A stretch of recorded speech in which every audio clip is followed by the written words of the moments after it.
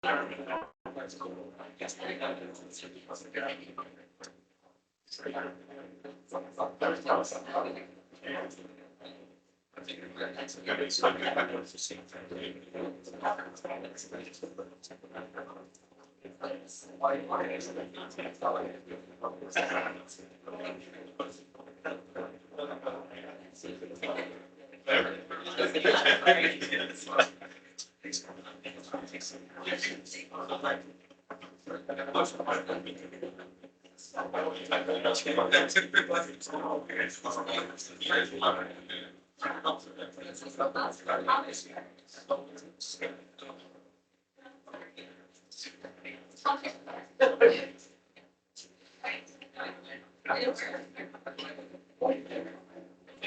morning, everyone. Welcome to today's Grand Rounds. On behalf of the Division of Cardiac Surgery, I'm pleased to welcome our dear friend and colleague, Dr. Richard Whitlock from McMaster University. Before we start, just a few housekeeping reminders. You will be asked to bring your questions to the microphone if you're in the room, of course. For those attending virtually, you can use the Q&A feature or the hand up feature at the end of the presentation for live questions. So Dr. Whitlock is very well known by most of you guys. He's a professor of surgery at McMaster University.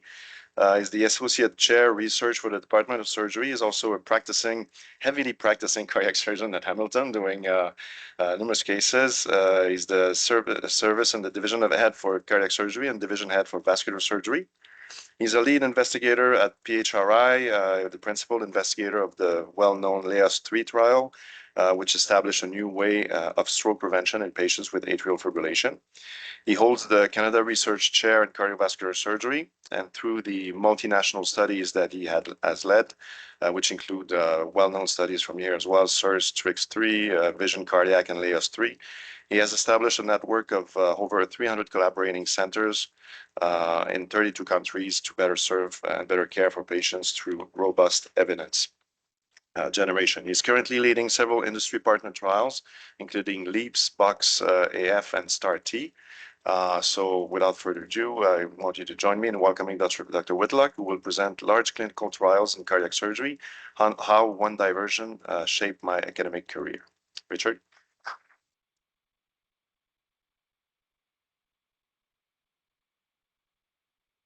So if it sounds like I'm busy, but I just want to highlight that although often I'm up at the podium, that no one person can do all this, right? It's really a teamwork, and it's a structure that you create. And last night I was chatting with Katie, the VP Research, about that kind of a plug and play model of research, and I think that's really what our institution has created, and I think many institutions need to strive towards.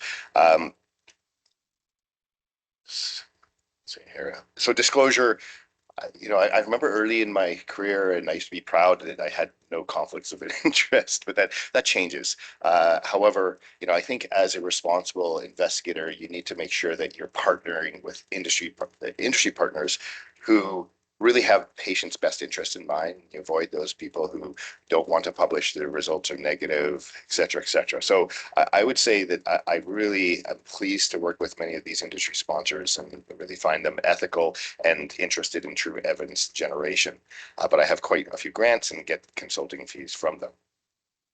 So this talk, I'll share a bit of my pathway, but then also focus in on some of the arrhythmia research, it's geared for various levels.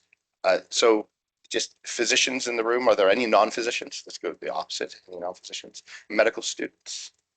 Any medical students? Wow, you guys are shy. Residents and fellows, okay, and staff. So hopefully you'll each get something from this. I'm a believer that not everybody should do research. And this is like, for a researcher to say this, it's a bit of blasphemy. I think you need to find what you love. My career may not be what everybody would love, but I'll tell you why I love research.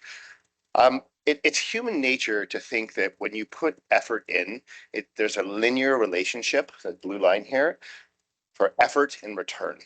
Right. And in medicine, whether it's clinical or whether it's your research, this is just false. right? So, I actually, and I'll show you later on, I gave a talk with a runner named Reed Colsett. Reed represented this twice in the Olympics. And, we share our kind of career paths or life paths. And there's a lot of similarities that, it's not a linear relationship. You start off and you're doing something, whether it's clinical, trying to master cabbage or interventional TAVI, or whether it's research, and you go along and you're putting lots of effort in, and it's kind of this flat line, and the y equal x squared there graph doesn't even represent it because there's lots of bumps along the way, and I'll share with you some of my bumps. But suddenly you keep putting your effort in, and you reach an inflection point, that crossing point of these lines where things really take off, right? Like, you could do a cabbage in your sleep, you can do a cath in your sleep, you can access left main quickly, or suddenly, in research, instead of writing 26 grants to get a single study funded, you've got industry chasing you to give you money to do it. And everybody should be aware of this, because across life, whether you're a runner like Reed Colsett and training and getting setbacks, broken hips and Achilles tendonitis, etc., and you face these barriers, or if you're in medicine and research, it's not a linear relationship. It really should be what the red line represents. I went into medicine, and this is me just after I received my acceptance, like big smile, right? I went to medicine thinking I was going to be a clinician. I had no idea that I was going to be a researcher. My mother was in vet medicine in that space, and I knew I kind of liked that. I liked helping people. So this was me, young, naive. I thought, I'll be a doctor. I thought I was going to be a neurosurgeon. But actually, the one specialty I hated in medical school was neurosurgery, which was strange. But I think it's because I had a bit of an asshole as a mentor, and it just turned me off, right? It's so important, getting the right mentor. But I loved surgery, and I love surgery. Some of the individuals in this room have worked with me, Zishan. I love to operate. I like to do complicated cases. It was here in Ottawa. So my first elective in cardiac surgery was in Toronto with Charlie Peniston, like a phenomenal surgeon, super nice guy. Again, probably why I really liked cardiac surgery to start with. I came here for my second elective to the Institute, and the first day I'm walking around kind of like bit timid, and I hear this voice. It was a woman that I did some high risk obstetrics at Mac and did some research in it, and she called out my name, and it was a woman that I had delivered with the team. I was a medical student, I didn't really deliver, but we took care of, and she was there for a pulmonary thromboembolic to be with Fraser Rubens. So I was like, she's like, can you come in the case? And Fraser didn't know me at that point. I went into the case. And like there was circ arrest, there's a pump, there's this stuff coming out of the lungs, and I was just like, this is bloody amazing. Like, no question, this is a specialty for me, right? So that case went, like, it was a long case, but and I saw the dedication of Fraser in that case, and I was impressed and knew I liked more complicated stuff. I got into aortic work, and we do a lot of this stuff. This whole field has changed. The point is, again, early on as a resident, I love to operate. I had no strong interest in doing research.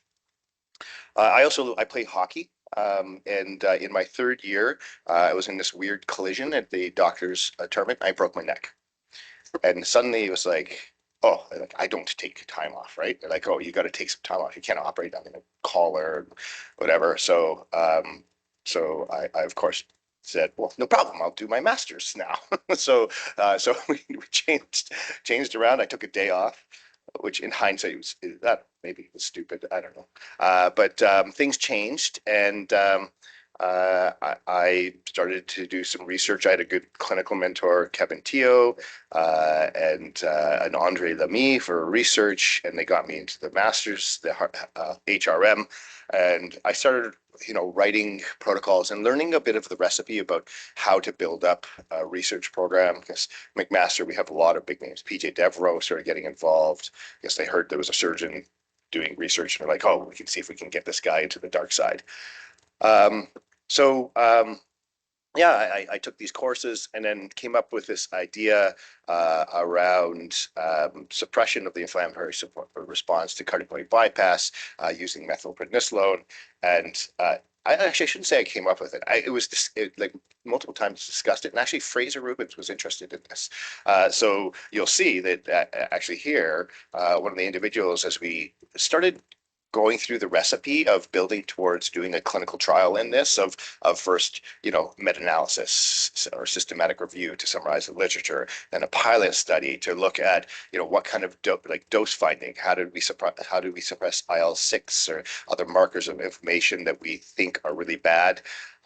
We went through this pathway, and yeah, the meta-analysis looked really promising. I learned all these techniques, these basically treating a cumulative meta-analysis like over time, like you treat an interim analysis in a trial where you can test multiple points. You set these extreme bounds, and if your bound is crossed, it suggests you have a conclusive result. So this is the result for methylprednisolone or steroid on atrial fibrillation prevention post-op. It looked great. I'm like, this is going to be a bloody home run. So I wrote grants to CIHR as a resident, and then was submitting them under my staff.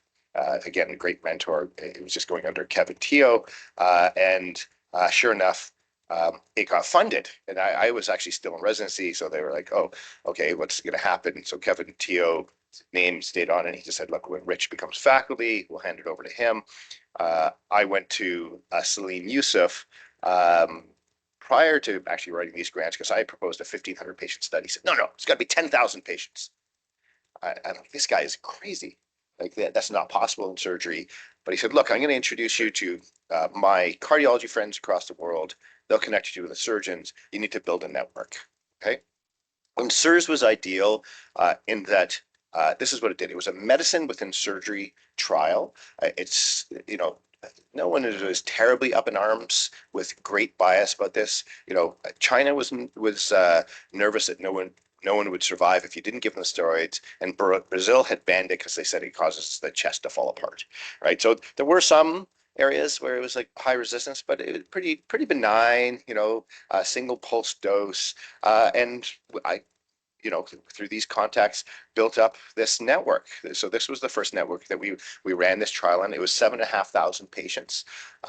And again, I thought this was going to be a home run. You can see it did get into the Lancet, but it didn't work at all.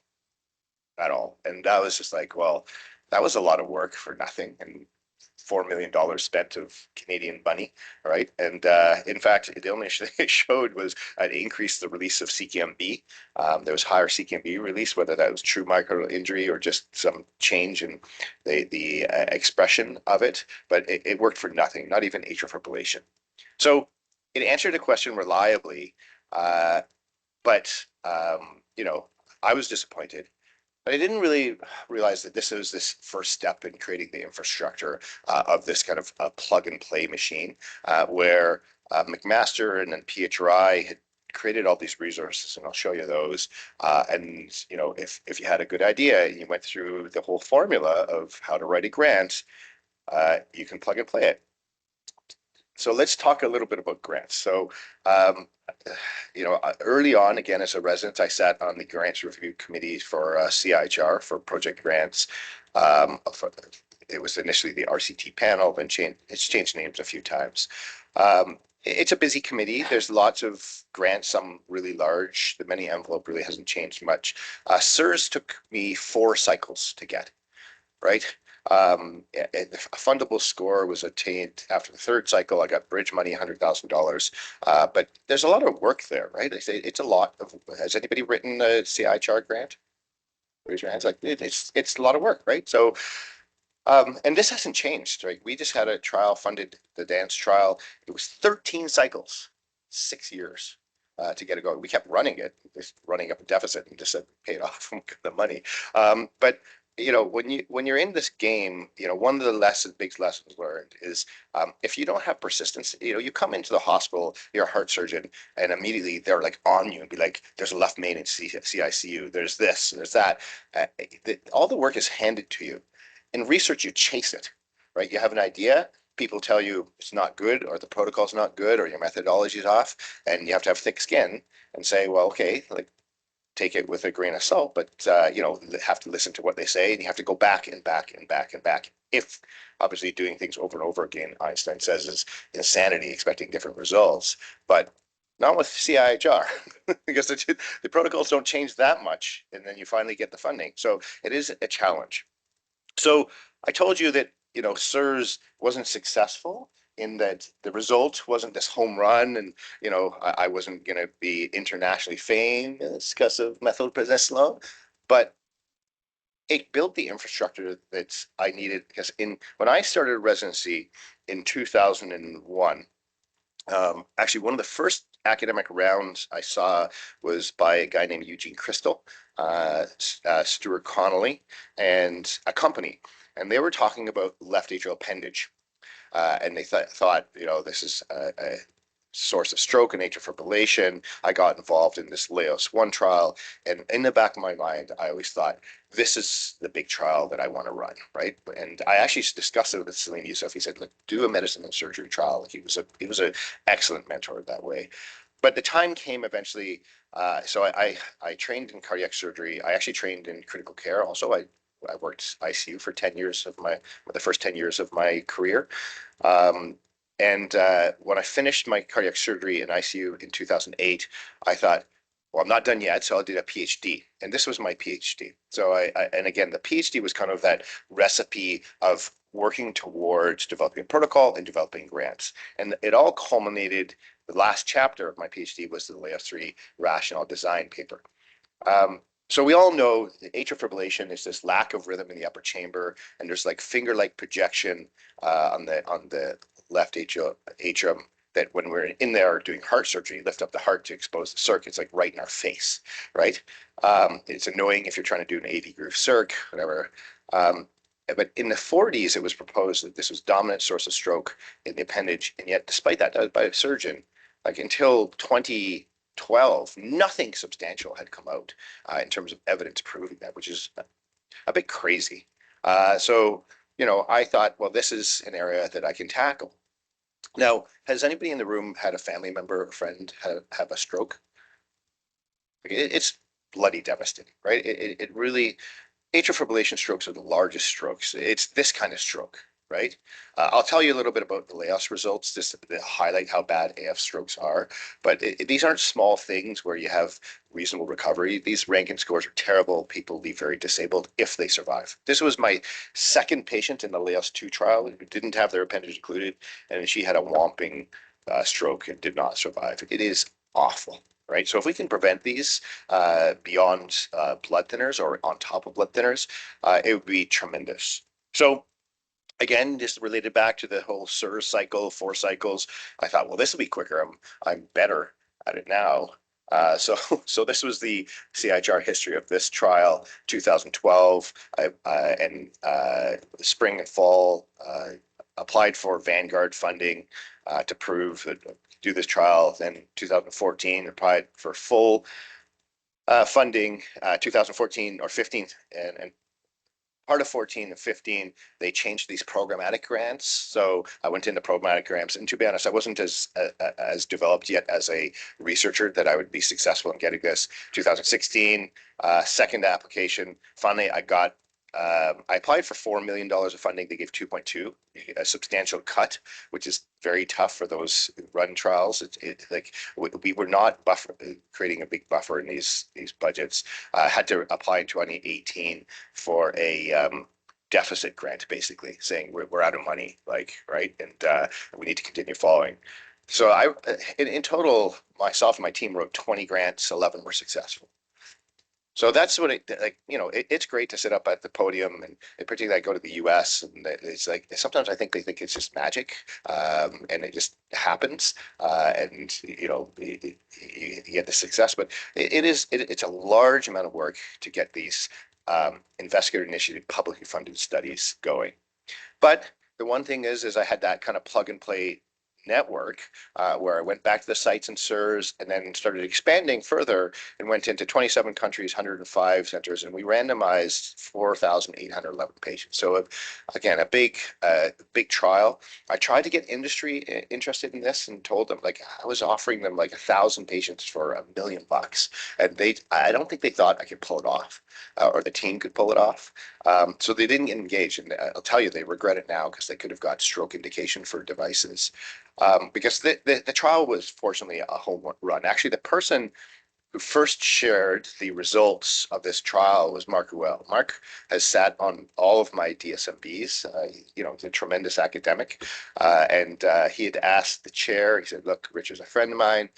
They stopped LAAOS III at the second interim analysis. So when we do interim analyses, we do a look spending some of the alpha, the p-value, and with kind of extreme bounds to see if there's safety or efficacy signal, and there was tremendous signal. So they stopped it at the second interim analysis, and Mark called me. He said, Rich, you will not believe it. He's like, it's a home run, right? So we went through, we published it. This is the Kaplan-Meier curve. The x-axis is time since surgery in months. Y-axis is the cumulative the accumulation of strokes, basically.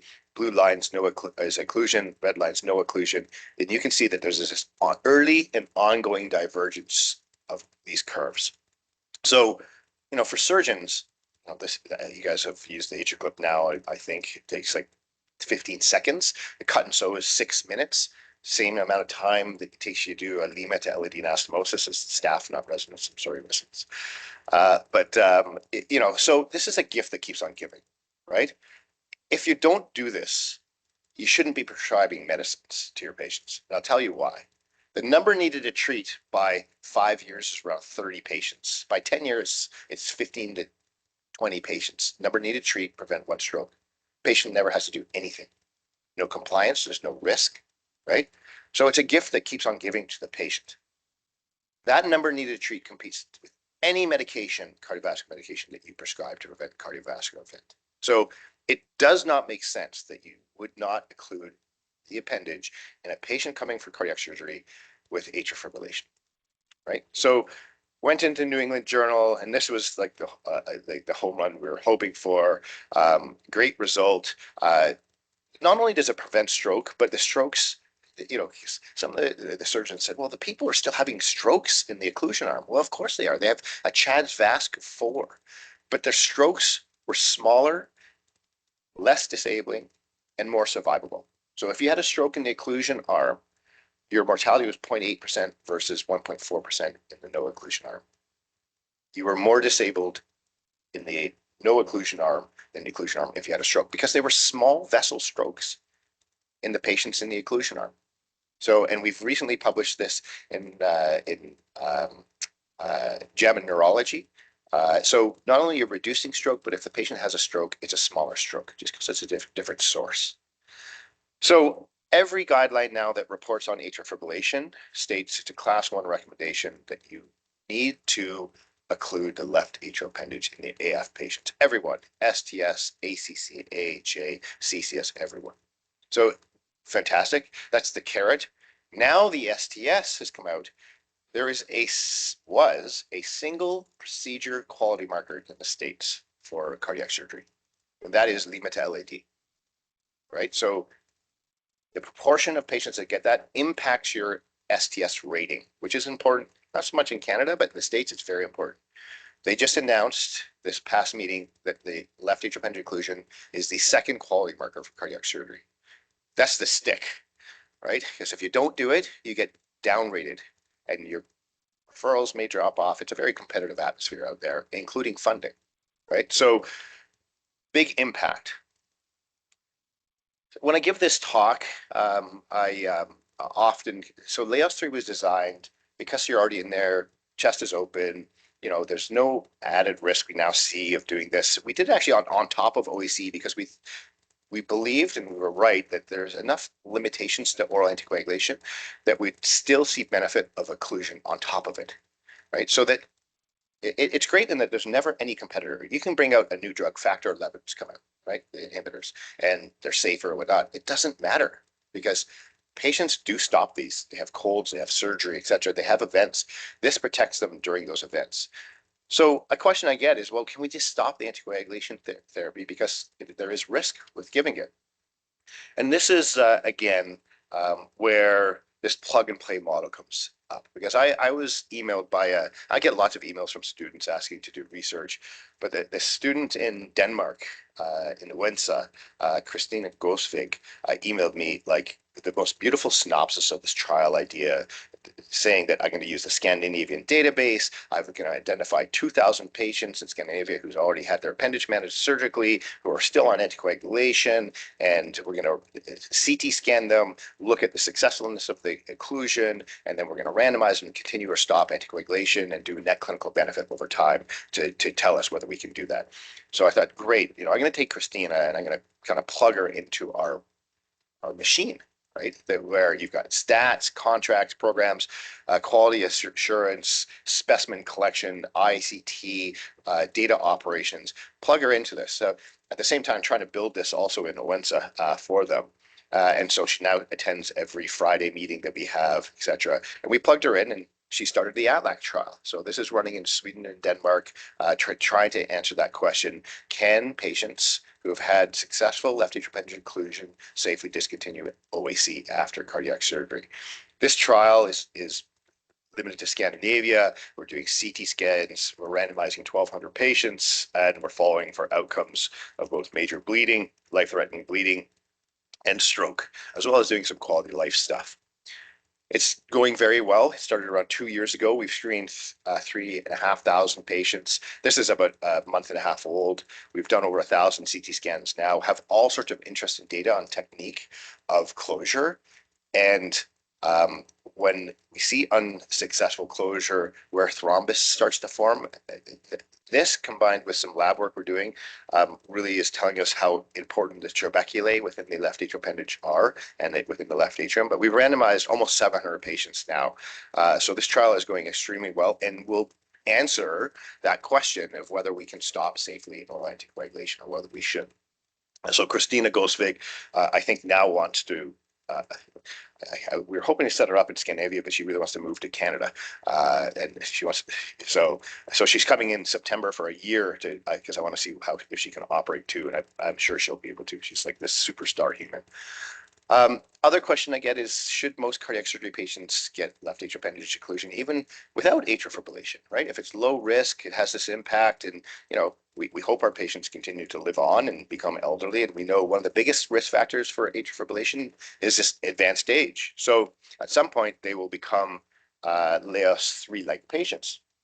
So I mentioned earlier Reid Kulset. So this is Reid. He's represented us several times in the world stage. He's a good friend. I grew up with Reid. One of my other loves is running. So Reid and I, this was us at the Berlin Marathon. So I was shooting for sub 3 hour in the Berlin Marathon. And Reid, we're running, and he's like, okay, I'll pace you at the first part. And on the second half, I'm going to catch up to my wife. And I was like shooting for 2:58. I'll catch up to my wife, who's shooting for a 2:50, and I'll pace her in the second half. What a dick statement to make, right? So he's running, and then we're going. He actually Reid's a super nice guy. He's like, oh, this segment along here. He has the Strava. His Strava is like a social media for athletes. I own this segment. He's got the fastest time in the segment. I'll tell you, if Reid needed a Ross procedure, right? And I have operated on Olympians and done a Ross. If I took off his appendage, I'm not sure what the impact of someone in sinus rhythm who has high expectations of cardiac output, what that impact of doing that would be. I don't think that would be right. That's just like an experiment on people, right? Without appropriate consent, etc. So you can't just take something in one population and impose it on another population. It's the wrong thing to do. Now, if I took 10,000 Reids and I took off their appendage, well, maybe because Reid, he got into ultra running, so he'll get atrial fibrillation. But if I took 10,000 super healthy people and took off their appendages, I'd probably never have events. So, we said, okay, we do need to look at this, whether we can expand this evidence beyond. Atrial fibrillation is not like a light switch. It's not just suddenly there. You don't suddenly have a lack of P waves. It's actually part of a spectrum of disease called atrial cardiomyopathy. And this spectrum is recognized now by all heart rhythm societies across the world. It's this inflammation, fibrosis, the left atrium grows. Eventually, it starts firing off PACs like 720 for 24 hours. You're starting to say, "Oh, this is not a happy atrium." Then you start getting subclinical AF. You get paroxysmal atrial fibrillation, persistent, and then we give up and we call it permanent, right? So we can catch patients somewhere on that spectrum, and we have markers that we can look at, blood work, echo, et cetera, to create an enriched population that we believe is on that pathway to develop atrial fibrillation. And in fact, independent of atrial fibrillation, patients with atrial cardiomyopathy are at increased risk of stroke. That may just be because they've got carotid disease and other things, but there is a proposal that you can actually start seeing thrombi in some of these atrial appendage tips, stuff like that, just with frequent PACs, et cetera, prior to actually having the onset of ECG detectable atrial fibrillation. So this is the LEAPS trial. And I mentioned, writing 20 grants, 11 were successful. This is after we kind of hit that home run with LAAOS. Suddenly we had AtriCure, a company, Boston Scientific, and they were coming to us saying, we want better evidence, right? So it took me 12 years to get $4 million, $5 million. It took me 5 months to get $150 million, right? So suddenly the game had changed. That was, for me, my inflection, right? So grumbled along. Well, I was doing good. I was doing well. Like, the team was doing well, but we hit an inflection point. Suddenly, industry was knocking on our door because they saw that we had a recipe for getting things done well. So LEAPS, 6,500 patients enriched with advanced stage, elevated CHA2DS2-VASc score, big atria. There's a BNP marker in there, but we didn't recruit. I think we recruited like 10 patients out of 6,573 on that variable. They're randomized to the AtriClip or no AtriClip, and we're just like LAAOS, following them every 6 months for strokes. We had some predictions about how we'd enroll, what the stroke rate would be, and we were wrong. So usually you're wrong in that we thought it would take 4 years to recruit this trial, 606 business days, and we were done recruitment, right? So we plugged into that network. We had industry funding, which helps, but now people are super interested in this question, right? So because LAAOS has had such impact, imagine making it bigger, right? So we started in, actually, it was the first subject was enrolled. I have a partner on the sponsor side who's their VP research. It was enrolled on our birthday. We started in Canada in May, and we were done in July 2025. And then the other thing that's surprising is the event rate is higher than it was in LAAOS. I think it's that many of these patients, they have a slightly higher CHA2DS2-VASc score, but their first presentation with atrial fibrillation is stroke, unfortunately, and they don't have the protection, at least. Hopefully one group does and one group doesn't. But so it's multinational. Again, I always put these up because we want, and LAAOS was relevant to every healthcare system that does heart surgery, basically. It represented every continent. So that means the results are generalizable. We want all of these results for these large trials to be generalizable. So, we had hoped to open more countries than this, but it enrolled so fast that we could not get some countries open, which really ticked off some investigators.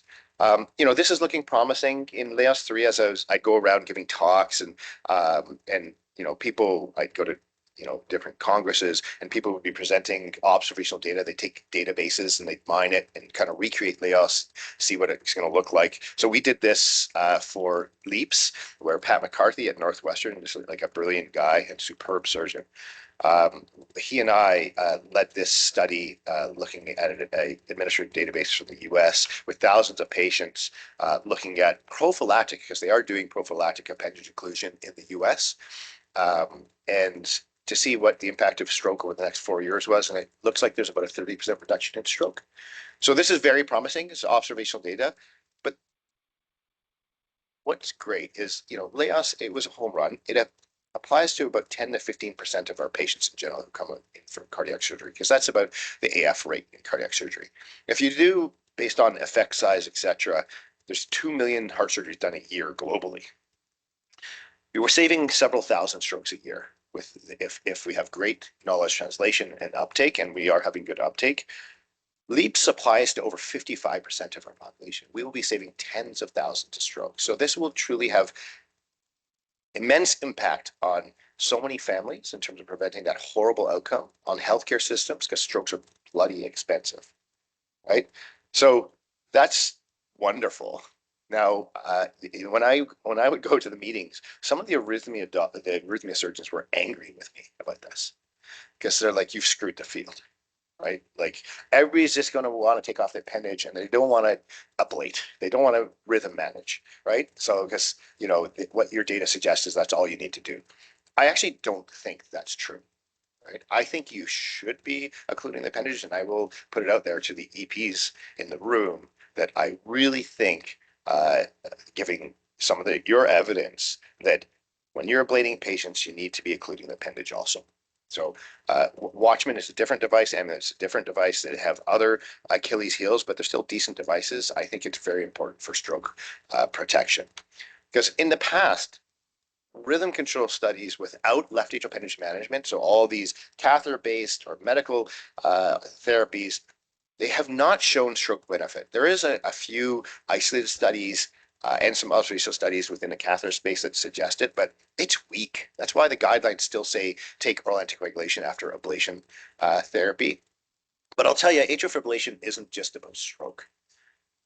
When you look at the data in LAAOS III, stroke was responsible for 6% of deaths in LAAOS III. Gregory Lip, with a student Fauchier, studied this in a large cohort.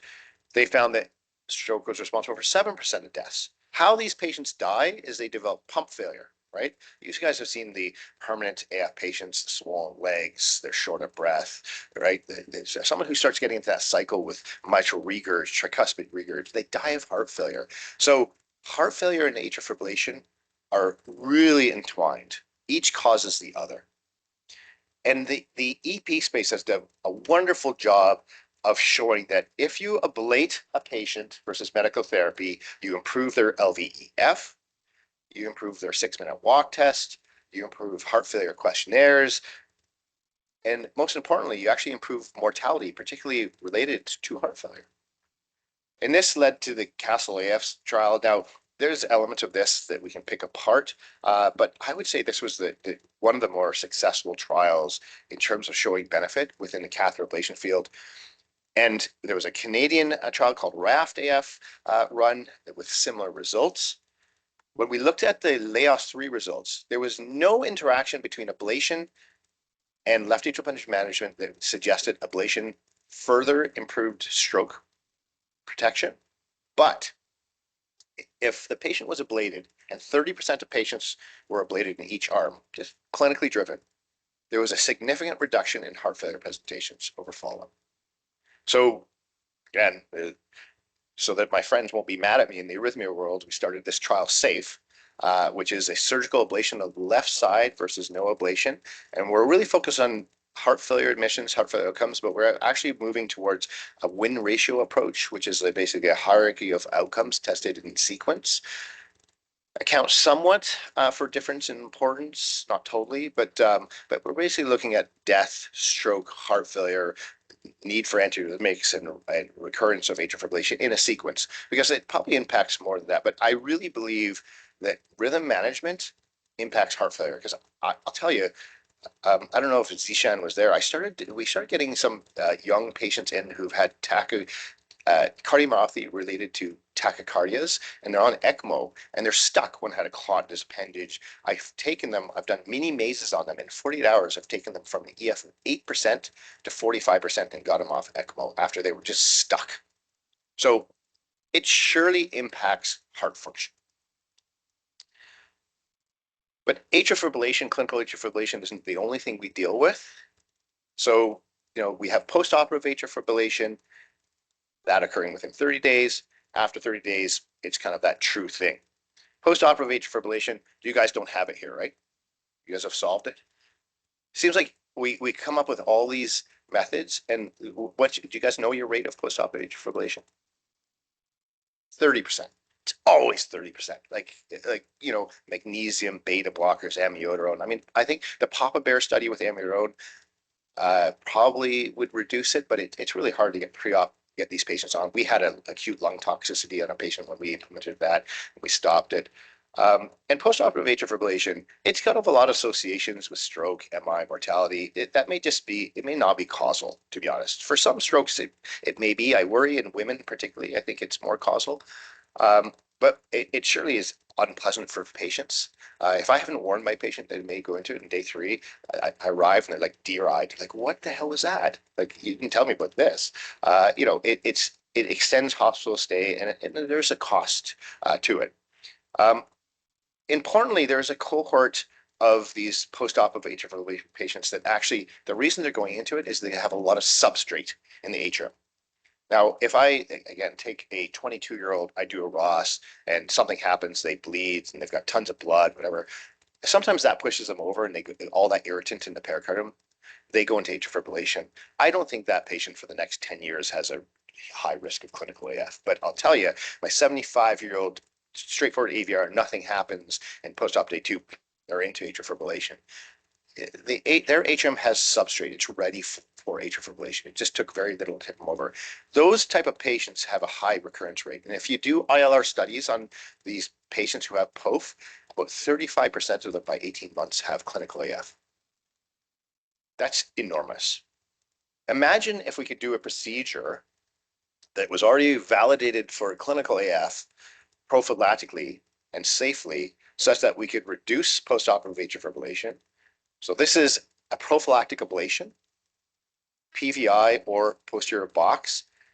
It suggests this meta-analysis forest plot, the little diamond, the blue diamond on the left suggests that it reduces postoperative atrial fibrillation about 50%. So a company came to me and said, we want to do this. We want to prove that postoperative atrial fibrillation is reduced. We want to get label for postoperative atrial fibrillation. And I said, look, like, yeah, it is important. It's going to cost like $3,000 to prevent POF. You guys know how hard it is to get devices into Canadian hospitals, right? It's like, we're in an era of austerity, right? So I was like, if you really want to hit a home run, let's look at long-term or clinical atrial fibrillation. Because imagine if you can take those patients and instead of them getting atrial fibrillation in the next 3 years, you push it back. I don't think it'll solve it, but let's push it back 10 years. They won't start on OAC, antiarrhythmics. They won't start that heart failure pathway, etc. That'll have immense impact. So it took a lot of meetings with this company, but I convinced them to not only study POF, but to get involved with Boston Scientific and Medtronic to get ILRs, pop ILRs, and follow these patients over the next 3 years to show that we can actually reduce, as this meta-analysis suggests, clinical atrial fibrillation by doing a prophylactic ablation in patients who have sick atria but do not yet have atrial fibrillation. So that is the BOXX-NOAF. This is an ID study. It's funded by AtriCare. Have you guys used the Encompass clamp yet? It's a pretty easy clamp. You develop transverse sinus, oblique sinus. It slips through. Like any procedure can be harmful, but it really has made ablation to the posterior wall very accessible to surgeons. So we're randomizing to this posterior box, isolates posterior wall and veins, and appendage clipping versus nothing. And we're looking at postoperative atrial fibrillation, right? Once we hit that, we'll submit to FDA and publish on that. And we'll continue to follow them out through 3 years with their ILRs and look at clinical atrial fibrillation. And we're also powered, again, in a win ratio to look at things that would be affected by developing clinical atrial fibrillation, stroke, heart failure, etc. So this is a 1,000-patient trial. Again, we thought we had assumptions about recruitment rate. We started this in October 2025. It's actually got 160 patients enrolled now. It's recruiting about 40% faster than we thought. Canada is just about to start. It's been a bit of a slow process. But this trial, I think, will finish recruitment by the end of this year, and we'll have the first results of the postoperative atrial fibrillation first quarter 2027. And then 3 years later, have the clinical AF. This would be, again, immense impact. The post stuff, like, yeah, it's sexy, but I'm, as you can tell, enamored by the longer term impact, because if we can change this pathway for patients, it would be great. It's a multinational participation. I am again worried that some of these countries Like, we have learned which countries, how long it takes to start them up. Germany, Austria, Switzerland, the regulatory has become very complex, and it tends to take us about a year to get them started, get through that process. Unfortunately, they will eventually learn that they just won't get into these studies because they recruit fast. So just in summary, in terms of the atrial fibrillation stuff and arrhythmia stuff, I hope I've proven to you the majority of patients having cardiac surgery, like at least 60%, have sick atria, right? We have therapies that we know can reduce the burden of atrial fibrillation when it's actually there and the risk of adverse events. But in this whole plug and play model, I'm hoping that we can prove we can alter this disease pathway. LEAPS will show a reduction of stroke for a much greater proportion of our patients than LAAOS III did. ATLAAC will tell us whether we can safely stop or we must continue anticoagulation, or is there a cohort of patients that where we can stop. SAFE will finally prove, and then we can have a whole conversation about if we want surgical ablation and the evidence that exists, but actually prove that we alter something beyond just the ECG. And BOXX will prove that we can stop patients earlier in that pathway from developing atrial fibrillation. So, this evidence in this network, the evidence that it's generating, will live beyond any of us. What I have learned as a researcher, so first of all, just keep this curve in mind, particularly the younger students. When stuff falls in your way, you don't get matched to your residency, you have to take an extra year, or you have to do something slightly different. Roads, nothing's linear, right? There's bumps, and it takes a while, a lot of effort to reach that inflection point. Being an active surgeon researcher, and unfortunately recently I've been really active surgeon. It's not easy. It's not for everyone. It's not the career path for everyone, but I love it, right? Like, mentorship is key. I had great mentors. Kevin Teo, he was not a biggest researcher, but he was a service head that understood the needs to develop someone as a researcher, and was just always had my back. Funding acquisition is an exercise in persistence. It changes slightly when you get involved with industry, but CIHR, if you get a grant in the first cycle, it is extremely uncommon. If you get 2 grants in a cycle, you got to come and talk to me and tell me what you're doing. Leadership. Again, I sit on the podium. I have like 38 people underneath who are working with me. Many of them are smarter than me, right? Like there's some of the statisticians are on the spectrum level smart, and like it's fantastic when they try to teach me stuff, and I slowly get it because I like to learn like that. My research partner who's Emily Bellicote, who initially people thought, oh, she's running on Whitlock's coattails, which was total BS, because she was and is a better researcher than me. She's just so talented, and having someone like that to keep you honest and keep pushing you is essential. So leveraging skill sets amongst your team. Emotional intelligence is an asset, right? You can be so intelligent, but if you can't relate to people and have a discussion in a meaningful way such that you're hearing their point and taking feedback, you will not be successful trying to lead 300 sites across 30 countries, period. In research, in surgery, I showed you that picture, it's tremendous.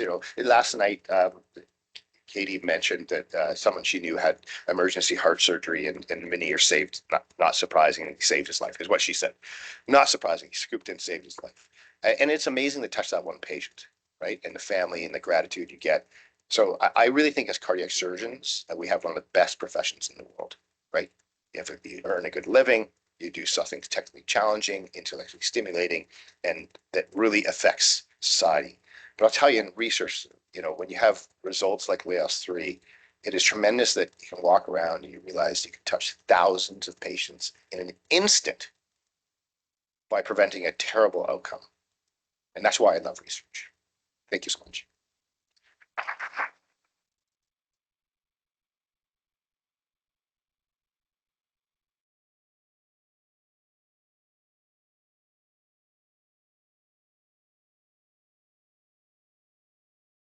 Thank you, Richard. So yeah, I think it's very notable that knowing you personally, I think a lot of the success that you've had comes from your ability to relate with people, to collaborate, to be a good friend and good collaborator in your research, and that's a testimony to your personality. And also, the fact that you selected research ideas that would truly have an impact on our patients. So this is great. I don't know if there's any questions from the audience here. I have like 30 questions, but I don't think I can ask them all. So Richard and I actually went through CARMS together, so same vintage, and it's really gratifying to see the flavor of this presentation, which of course discusses the evidence you've managed to generate, but also, you know, the journey that you've taken. So thanks for sharing that with us. I guess my question is a little more philosophical. We are trying to do something similar, but for a different disease subset, for aortic disease, where there's such a paucity of data. And you talked about this idea where it takes years to develop an infrastructure that then you can cycle through. If you had to go back and redo this again, what would you have done differently, when you were starting your practice or getting into the research space that would enable kind of faster success, better outcomes, more efficient ways of doing things? Because I think there are many people in the room who are probably trying to set up infrastructures, wish to set up infrastructures like yours for their own spaces. So what would you say? So if you move to the US and are given a massive endowment fund, it becomes easier. One of the things in Canada, the institutions just don't have that level of money. I'll tell you early on, something I learned fairly early, but even you should have learned earlier, is you need, in life, there's this like early personal investment and a little bit of risk. Do not think that you're going to start a study and therefore hire people and then they're going to run a study. You need to hire people, so upfront investment, then build the study, and then move forward. This is the ground level mistake. I talked to a young surgeon who'll be coming on, or I interview because I have roles at McMaster University beyond surgery, and they'll say, I'll get these studies going. I'll do the stuff myself, and then I'll hire a research coordinator, and then they'll help me. It's the wrong mindset. So you need to, and institutions need to help individuals a little bit for that first start. If they have someone who they have earmarked as a likely will be a high performer in this space, some support, not salary for the person. I ate it for 10 years. I was losing money, losing income because I was doing the stuff and not operating. Last night, we work in a fee-for-service system. Right? Oh, Rich has got to go away and travel. I will take his cases, right? It is not early on. That's okay. So you have to eat it personally, but some support to get you a proper coordinator and to start building that model, that plug and play model. Like some things talking to Katie last night, if a PI is writing their own budget, that's insane. Your finance department must be doing this. There's all sorts of costs that we are not aware of. And then when the finance department develops it, and if you do what you say you're going to do, and you run a deficit at the end, the accountability is on them, right? But if you go in and you say, I'm going to run this 10,000 patient trial for $1 million, I got $1 million from CIHR, that's insanity, right? Finance needs to sign off on that contracts. All of these elements is again, that's the research infrastructure at an institution that's so important that sometimes as PIs, early PIs, they don't realize what the opportunity is within that and what the cost offset was. Because if you have to build that yourself, our institution has a budget around $80 million a year to keep this stuff, just the research, right? With 300 people employed, but it's tremendous. That's not how you start, right? But institution and yourself, that upfront investment, and then build from that. If you wait and you just think that eventually it will come once you get that grant and you're 4 cycles in the CHR, and you get stagnant and you fade away. And I see that often with young investigators. Rob. Richard, Good to see you. thanks so much for coming. Congratulations on your achievements and thank you for your leadership in the field and in research in general. I love your last statement. I think that's a message to all clinicians and all clinician researchers and all researchers. And I completely agree with your comments about enabling and, you know, researchers, scientists shouldn't be writing their budgets, all of those kind of detailed things, and various other things. We need to find ways to support them, and we're working towards that. And you guys have shown great examples for that. I don't really have any questions. I just wanted to thank you for that. And finally, I'd completely agree with your graph that the early years, it's perseverance, stick with it. And at some point, you'll reach that inflection point that things start to happen and the flywheel starts moving. So anyways, congratulations and thanks for coming. Thank you.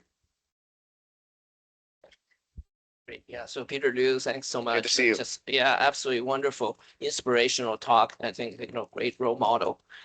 Just a question in terms of the future on the atrial myopathy, you know, Yes. because of your wonderful studies, we were able to actually get a lot of atrial appendage Yes. samples from our colleague. Yes. You know, it was Dr. Healy and others, you know, we're actually doing proteomic analysis. Yes. And there's no question that we find that the atrium of these individuals Yes. match almost like heart failure Yes. markers. And so it's really actually atrial fibrillation is a form of heart failure for the atrium, Yep. exactly as you Yeah. mentioned. So, and this is where we'll find novel targets, right? Yes, So, absolutely. And so the question is, you know, as the surgical, you know, sort of intervention is progressing, you know, Yes. through your trials, yes. but would you envision in the future that we actually will need to also have medical interventions that will be, you know, sort of a complementary Yeah. So, in terms of stalling this atrial myopathy? yes, for sure. I mean, this is something, again, we've collected about 200 appendages, right, in LAAOS locally, and you can see patients at paroxysmal persistent phases or various CHADS vasculars, and you can see various levels of inflammation and thrombosis, and you know, establishing what type of clots are forming and what is feeding into the inflammation. I think that information will help us establish novel targets, because I think the ablation will be a transient thing. I think it's a progressive disease. You know, as humans, you know, a lot of this is lifestyle, right? Like, you know, obviously you can't stop aging, but obesity is a massive driver of atrial fibrillation, right? So, you know, that obviously needs to be addressed with patients, but also, you know, some of these patients who do have a genetic predisposition for this sickness associated with hypertension, etc. We need to look at targets such that we slow down that inflamed or inflammatory response within the atrium. Yeah. It would be very good to have, you know, because the problem is we can't just continue to go and biopsy them. We need like imaging modalities to be able to track this. So obviously we'll have a lot of information from implanting ILRs, particularly from the control group in BOXX, in terms of what the progression looks like of this, at least from a rhythm standpoint. We have that to some degree, but this will be, I think, a next level. But you know, I'm looking at seeing if we can implement some imaging studies or an MRI to look at markers, and then we have a surrogate for therapies to try to slow the progression based on the imaging. Yeah, thank you so much.